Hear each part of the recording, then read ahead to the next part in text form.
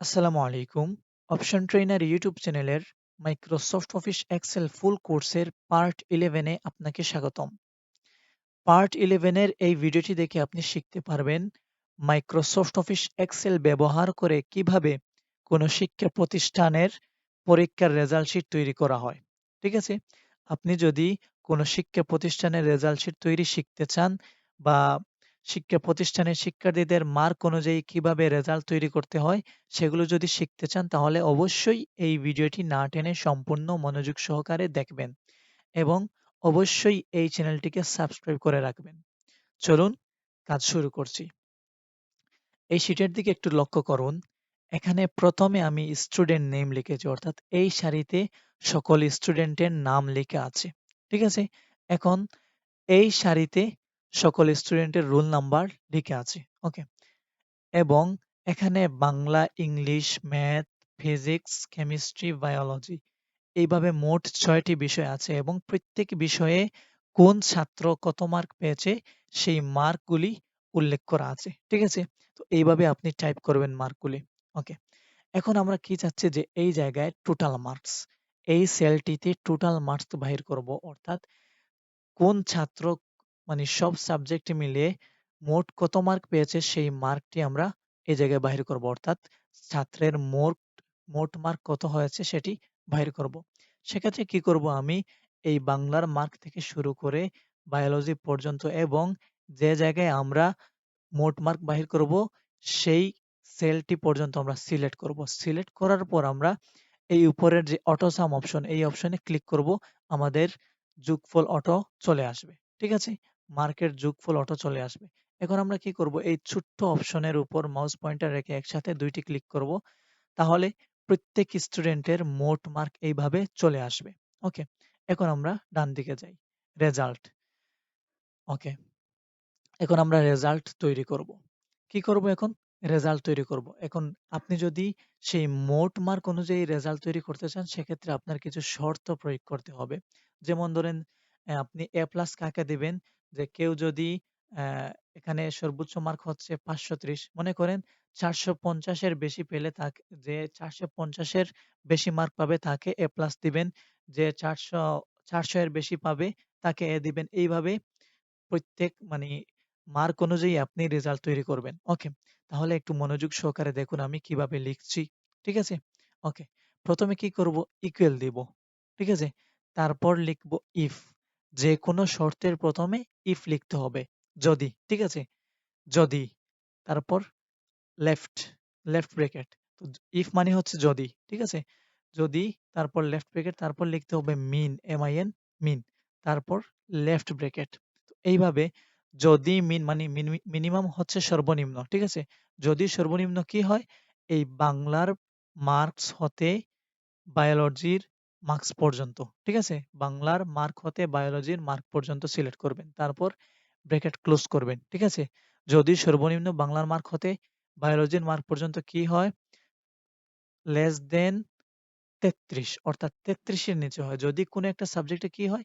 ৩৩ এর নিচে হয়। মনে রাখবেন যেকোনো নাম্বার লেখার পর আপনার একটি কমা লিখতে হবে। ঠিক আছে? ৩৩ হোক বা যেকোনো নাম্বার হোক, একটি কমা লিখতে হবে। ওকে। যদি সর্বনিম্ন যেকোনো একটা সাবজেক্ট, অর্থাৎ বাংলার মার্ক হতে বায়োলজির মার্ক পর্যন্ত কোনো একটা সাবজেক্টে ৩৩ এর নিচে হয়, তাহলে কি রেজাল্ট পাবো?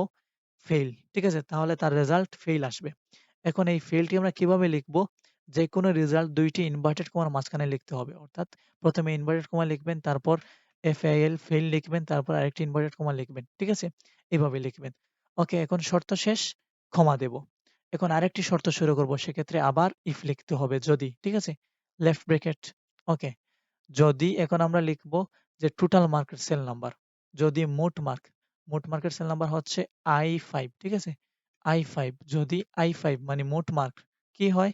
বেশি সমান ৪৫০, ঠিক আছে? যে এর মানে হচ্ছে যদি মোট মার্ক I5 হচ্ছে মোট মার্ক ৪৫০ এর সমান অথবা বেশি হয়। ঠিক আছে? গ্রেটার দেন অর ইকুয়াল মানে ৪৫০ এর সমান অথবা বেশি। ওকে। ৪৫০ পরে কি দেব? কমা। ঠিক আছে? যেকোনো নাম্বার পরে কমা দিতে হবে। ওকে। যদি মোট মার্ক ৪৫০ এর সমান অথবা বেশি হয় তাহলে রেজাল্ট কি? A+, ঠিক আছে? ওকে। আবার ইনভার্টেড কমা, তারপর কমা, শেষ। এখন আরেকটি শর্ত, যদি ইফ লেফট ব্র্যাকেট মোট মার্কেট সেল নাম্বার I5, ওকে, তারপর গ্রেটার দেন অর ইকুয়াল, তো যদি মোট মার্ক কি হয় 400 এর সমান অথবা বেশি হয়, ঠিক আছে, 400 তারপর কমা, যদি মোট মার্ক 400 এর সমান অথবা বেশি হয় তাহলে ইনভার্টেড কমা এ, ঠিক আছে, ইনভার্টেড কমা, তাহলে রেজাল্ট এ চলে আসবে, ওকে, কমা। এখন আবার আরেকটি শর্ত, ইফ, প্রত্যেকটি শর্তের প্রথমে ইফ লিখতে হবে, ওকে, লেফট ব্র্যাকেট তারপর I5 মানে মোট মার্কেট সেল নাম্বার, ঠিক আছে, I5 কি হয় গ্রেটার দেন অর ইকুয়াল 330, ঠিক আছে, 330, 330 এর সমান অথবা বেশি হয় তাহলে কি কমা ইনভার্টেড কমা এ মাইনাস, ঠিক আছে, ইনভার্টেড কমা তারপর কমা, ওকে, আবার আরেকটি শর্ত লিখবো, তাহলে আবার ইফ, ঠিক আছে, লেফট ব্র্যাকেট মোট মার্ক মানে I5 মোট মার্ক কি হয় গ্রেটার দেন অর ইকুয়াল 250, 250, যদি মোট মার্ক 250 এর সমান অথবা বেশি হয় 250 পরে কমা তারপর ইনভার্টেড কমা, রেজাল্ট কি বি, ঠিক আছে, আবার ইনভার্টেড কমা, ওকে, তারপর আবার কমা, ওকে, এখন আবার আরেকটি শর্ত, ইফ যদি,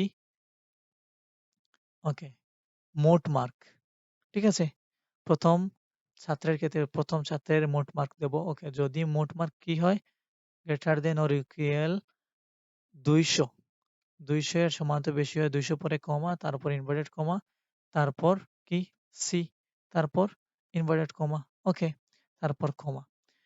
এখন আমাদের মোট শর্তগুলো শেষ।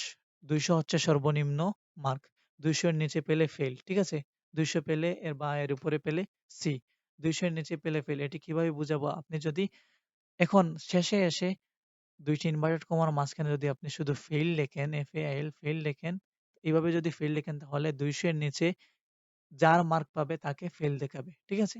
এখন আমাদের শর্ত সব লেখা শেষ। এখন কি করব, আমরা যতটি শর্ত লিখেছি প্রত্যেকটি শর্তের প্রথমে তো ইফ লিখেছি, ইফের সাথে একটি লেফট ব্র্যাকেট দিয়েছি, ঠিক না? তো এই লেফট ব্র্যাকেট গুলোকে শেষে এসে পূরণ করতে হবে, অর্থাৎ আমরা মোট পাঁচটি শর্ত লিখেছি, পাঁচটি ইফ লিখেছি, সেক্ষেত্রে পাঁচটি রাইট ব্র্যাকেট দিয়ে পূরণ করতে হবে, ঠিক আছে। এখন আমাদের শর্ত লেখা শেষ, ব্র্যাকেট দেওয়া শেষ, এখন কিবোর্ড থেকে এন্টার চাপলেই আমাদের ফলাফল চলে আসবে, ঠিক আছে। এখন যদি আপনি এই জায়গায় একসাথে দুইটি ক্লিক করেন তাহলে প্রত্যেকের ফলাফল এইভাবে দেখাবে, ঠিক আছে।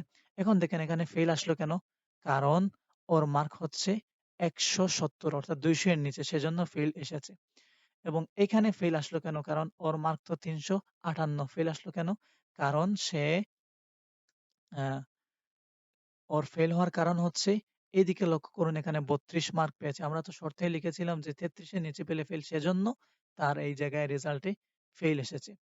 তো আজকের এই ভিডিওটি কেমন লেগেছে অবশ্যই কমেন্টে জানাবেন, এবং পরবর্তী মাইক্রোসফট অফিস এক্সেলের সকল ভিডিওগুলো পেতে এই চ্যানেলটিকে সাবস্ক্রাইব করে রাখবেন, এবং লাইক কমেন্ট শেয়ার করে আমাকে একটু উৎসাহিত করবেন, ঠিক আছে।